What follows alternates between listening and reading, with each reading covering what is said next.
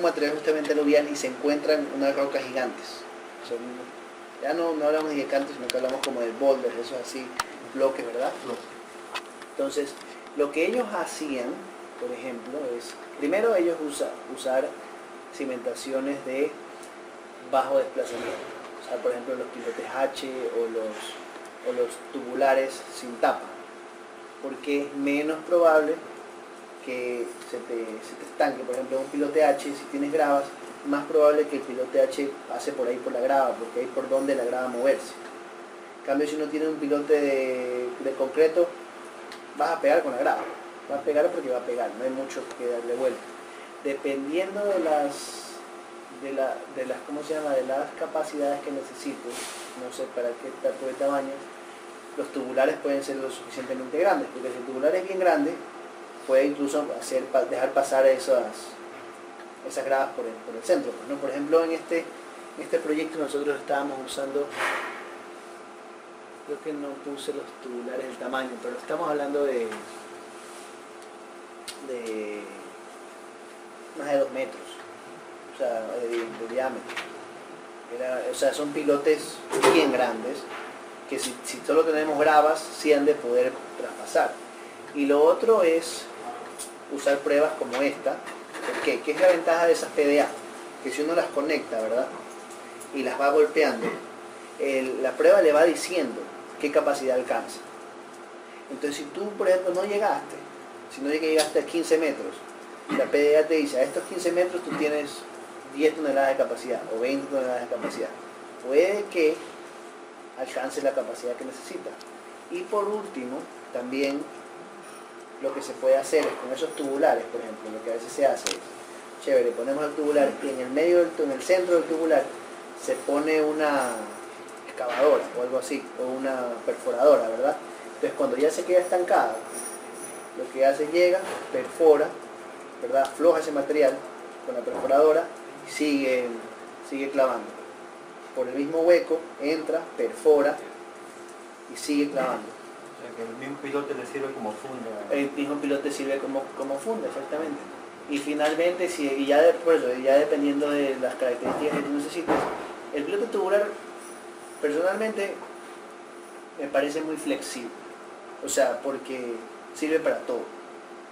O sea, es bueno para estos casos en los que uno puede tener, excavar por el centro de él, no es mucho desplazamiento, y si por alguna razón ustedes estructuralmente necesitan más módulos, lo llenas de concreto. Me queda un piloto de la llena de concreto, un módulo súper alto, concreto por dentro, acero por fuera, súper bien. Y con las pruebas de carga sí que tendría que ser un poco más controladas, porque ya no sería tan rígido como uno se macizo, no si tiene un núcleo vacío, ¿no?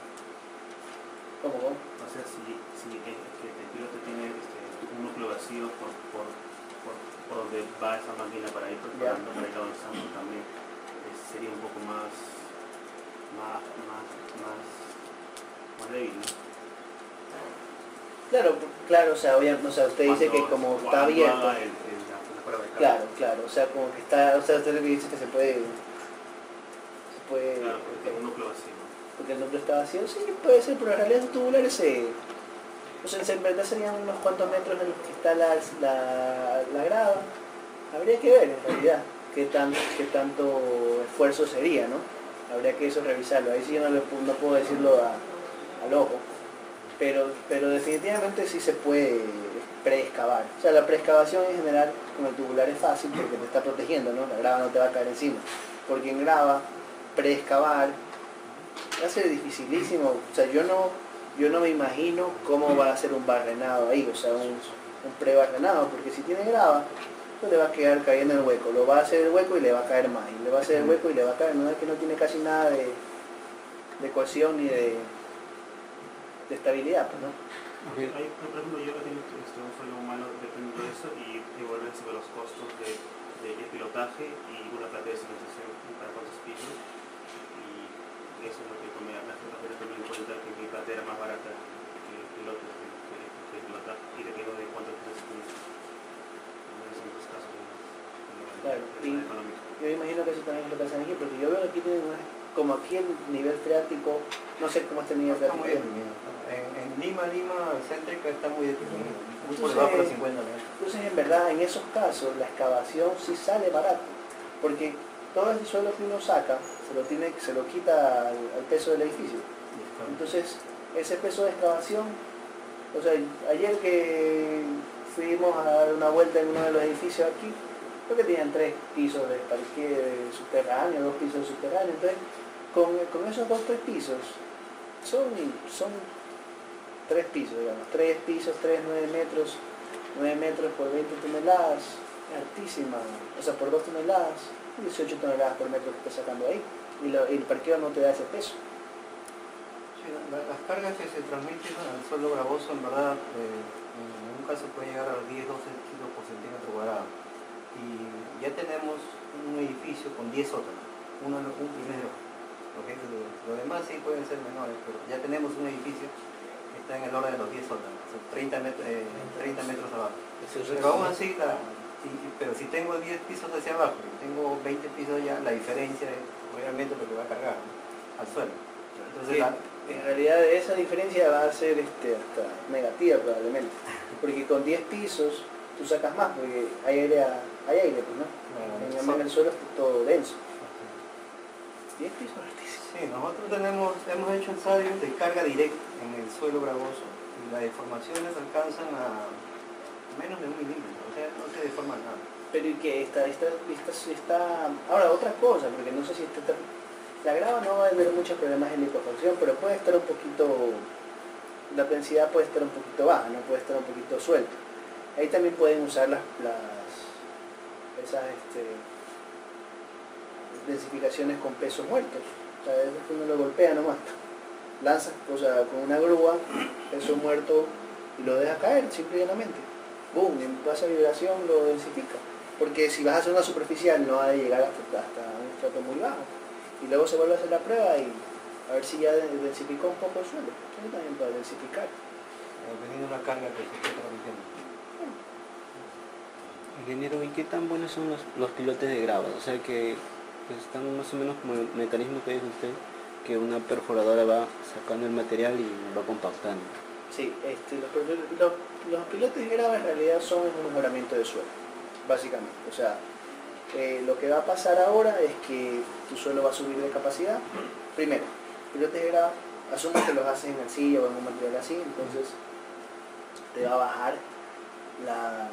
bajar el tiempo de consolidación rapidísimo. ¿Por qué? Porque es como un tren de arena, o sea, es un lugar donde la arcilla puede drenar. Entonces el suelo se va a sentar rapidísimo, lo que es bueno, porque tú quieres que tu suelo se siente lo más rápido posible para después poner tu estructura y todo bien. ¿Y cómo funcionan estos? Lo que van a hacer es mejorar el suelo. Si tu suelo, no sé, te da 2 toneladas por metro de la capacidad, con estos te pueden dar 5. Eso tendrás que hacer un estudio de qué punto te mejora, porque en realidad esos no transmiten, porque estos pilotes lo que hacen es coger la carga y transmitirla a donde tú quieras.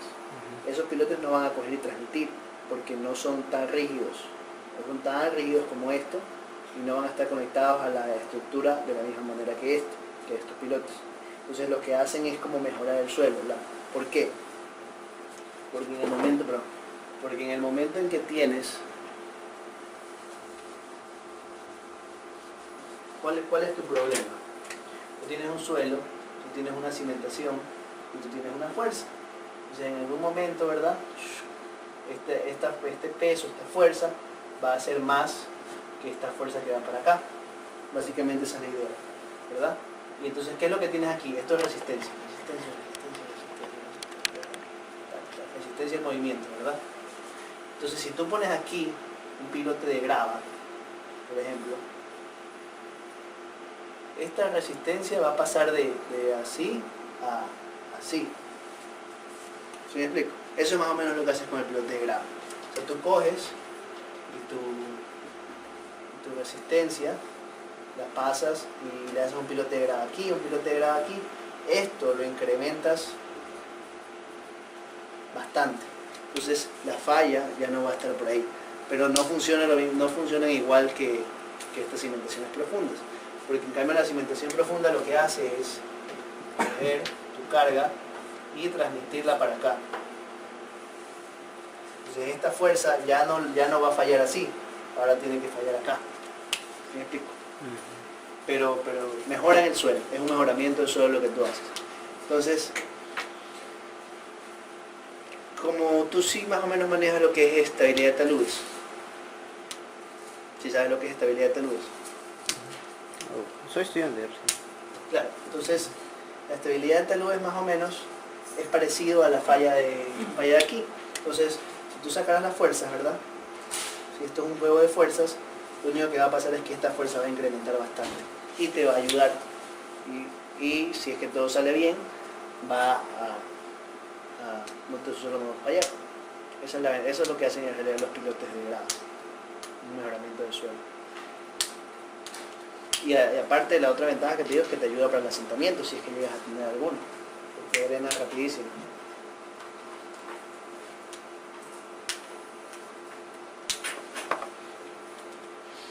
Bueno, aquí lo que les quiero presentar es justamente como casi discutíamos, casi me robó un poquito el tema, no mentira, es cómo nos sirven estas pruebas. O sea, que ya chévere, tenemos pruebas, ahora cómo las utilizamos. Entonces, justamente más o menos como el ejemplo que tomábamos aquí con la grava, tenemos un parecido pero lo contrario, un suelo muy, muy débil.